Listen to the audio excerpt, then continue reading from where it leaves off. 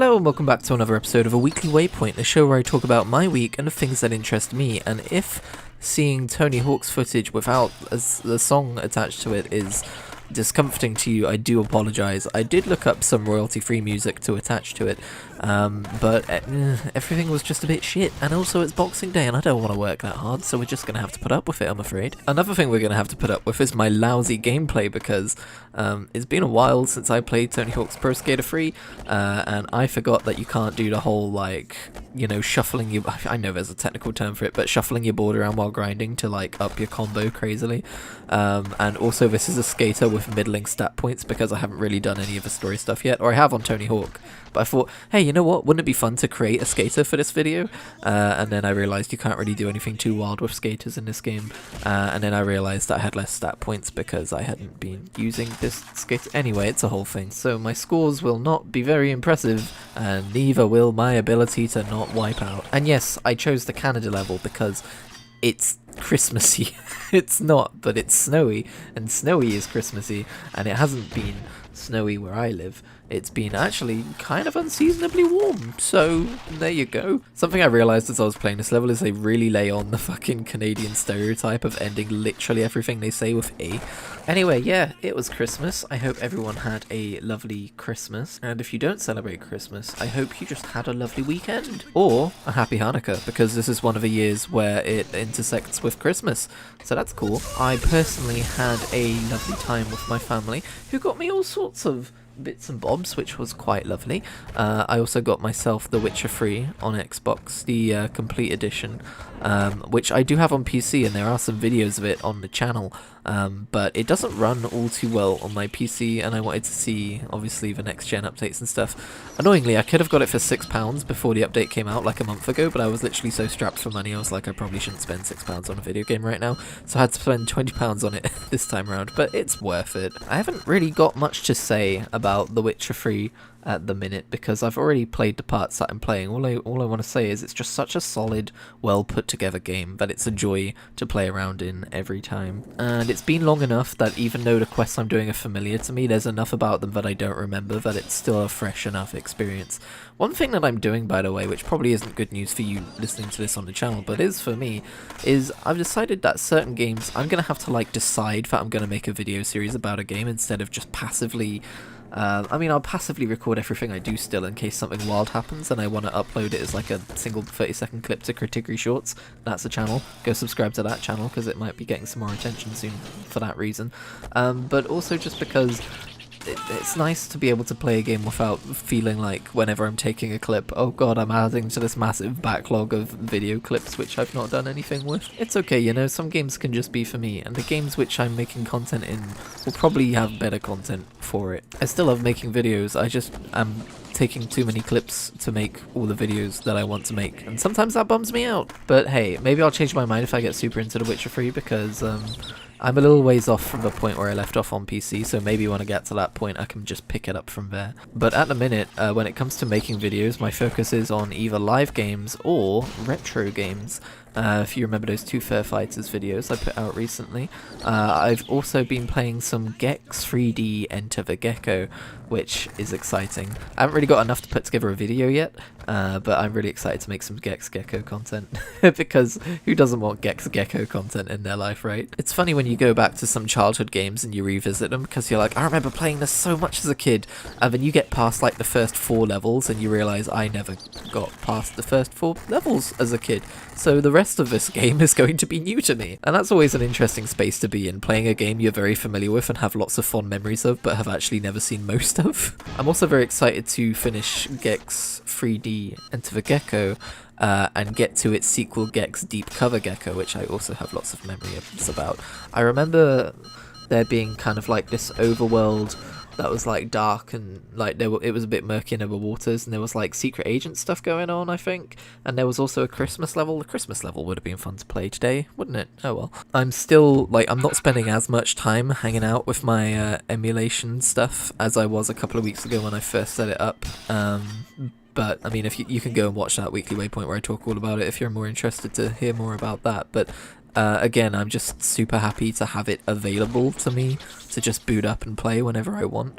It's still like It's one of my favourite things I've done this year, I think. Speaking of things that I've done this year, this will be the final episode of a Weekly Waypoint in 2022.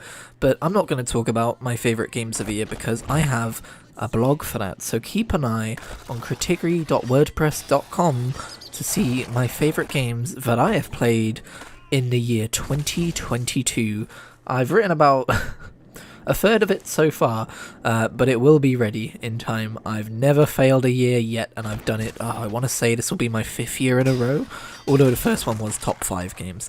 And to be honest, this year I'm not sure what I'm going to put either, in terms of like an entire 10 games, because there hasn't been much that's grabbed me this year. Like obviously it's been a brilliant year for people who like games like Elden Rock or own a PS5 for games like God of War, but for me, it's not been great. I mean, there has been a lot of good stuff. Most of it's come towards, I want to say towards the end of the year, but yeah, I don't know. I also plan on doing a blog post of my favourite shows of the year, which will also be on kritigri.wordpress.com because I recently changed the focus of that blog away from being purely gaming to being about entertainment in general with a heavy focus on gaming, because that's me, baby.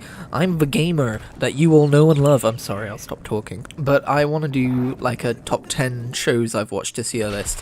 That might not come out before the end of the year because I've yet to really write any of it. I've just kind of drafted my favourite shows.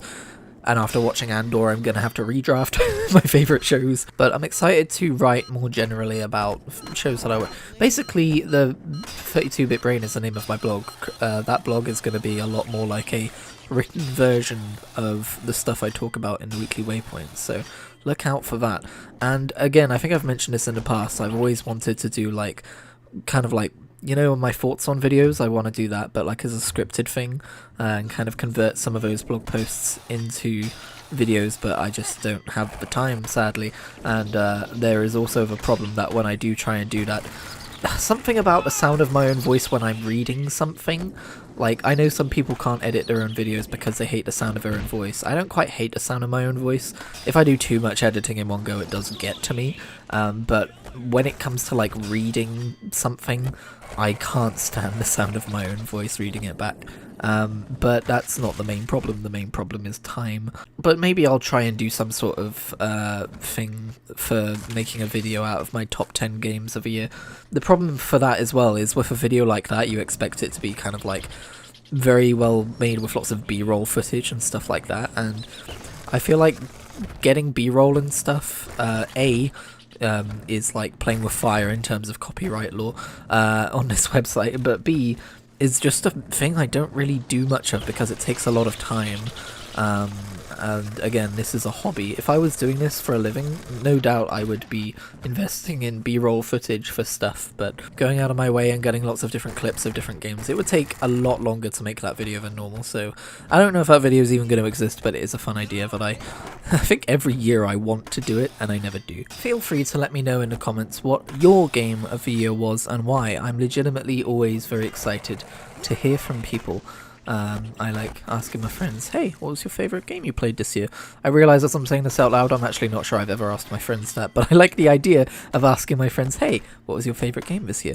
Maybe I'll do that after I finish making this video. Ultimately, I don't think anyone's going to be particularly surprised by mine, unless they haven't been paying attention to the dates in which I've been playing things. Although I will say, as someone who hyperfixates on games and then like completely stops caring about them afterwards, it is very difficult to try and write objectively about my feelings about games, because World of Warcraft Dragonflight appears on that list, because it deserves to, because I had a lot of fun with the leveling experience. But I've just burned out so hard on World of Warcraft. It's like the thing I least want to think about and write about and make content about right now. But it's in my list and I have to write about it in a glowing and positive way. So that's going to be an interesting challenge. I've not written that particular entry yet. I basically had a freaking identity crisis, mini one. Not a real one with big capital letters and a trip to the therapist.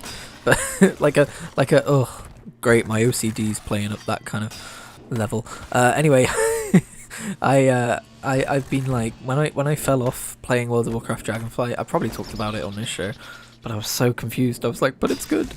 Like it's good and people love it. Why am I leaving? And it's because I think I played a lot of it of Shadowlands, like, in the last year.